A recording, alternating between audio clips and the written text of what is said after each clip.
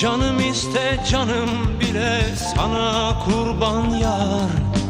Yıldızlar yerinde güzel bırak dursun yar. Saçlarımı ellerinle okşa yeter yar.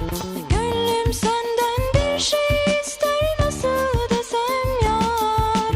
Allah beni bulla beni al koynuna yar.